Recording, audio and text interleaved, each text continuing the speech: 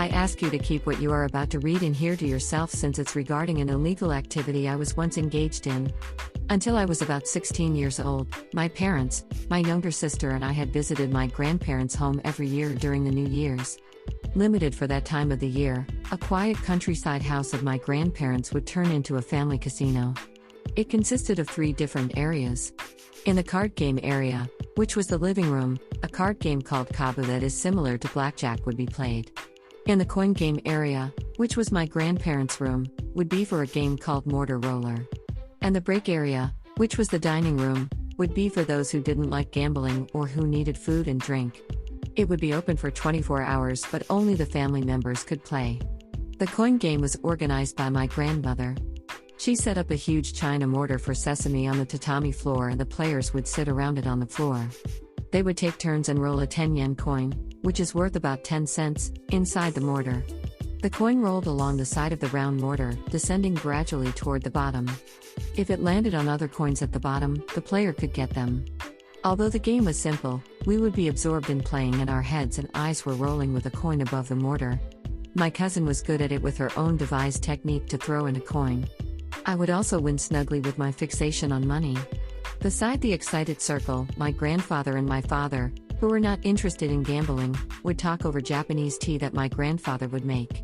My grandmother would start fretting after midnight and tell us to be quiet because she had believed that the military policemen could bust in with bayonets. We laughed at her anachronism while seeing her try to mute the mortar and still live the World War II era. She upgraded the mortar one year by putting a round piece of cardboard near the bottom. The mortar's floor was raised and became wider and flatter so that it was harder to make the coin lie on top of the other. More coins to take would be left at the bottom and the game got more exciting. Those were such fond memories, and I can still hear the sound of a rolling coin inside a mortar during New Year's. Later on, the joyful grandparents' house was burned down by my grandmother's carelessness with a candle. It's gone forever.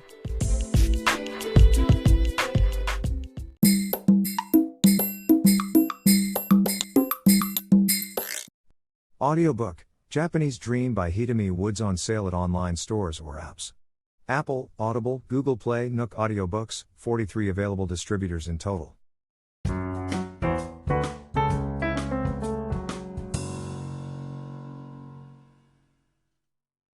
It's about a strange sister I encountered back in my school days. Since I became the class clown at school, I was quite popular back then, not only among the students but also among the teachers.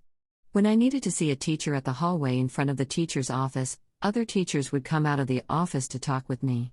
They would stand in a circle around me and laugh at my jokes and stories.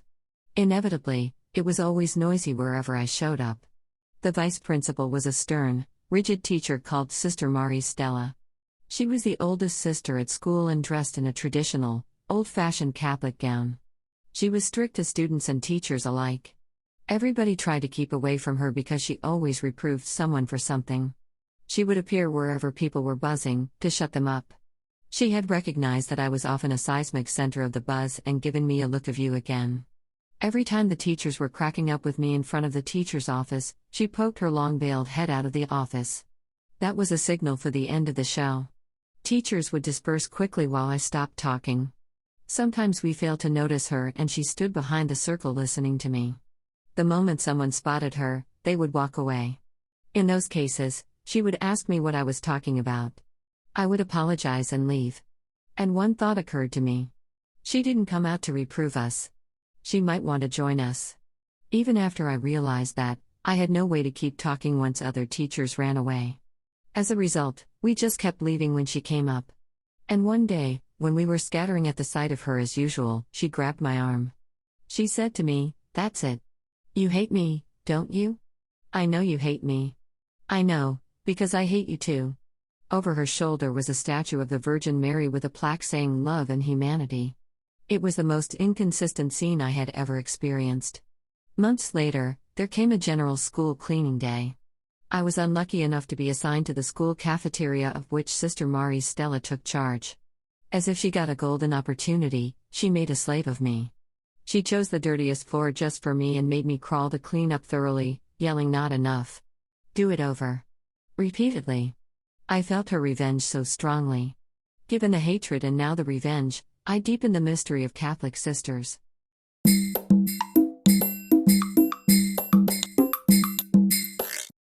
Audiobook, Japanese Dream by Hitomi Woods on sale at online stores or apps. Apple, Audible, Google Play, Nook Audiobooks, 43 available distributors in total.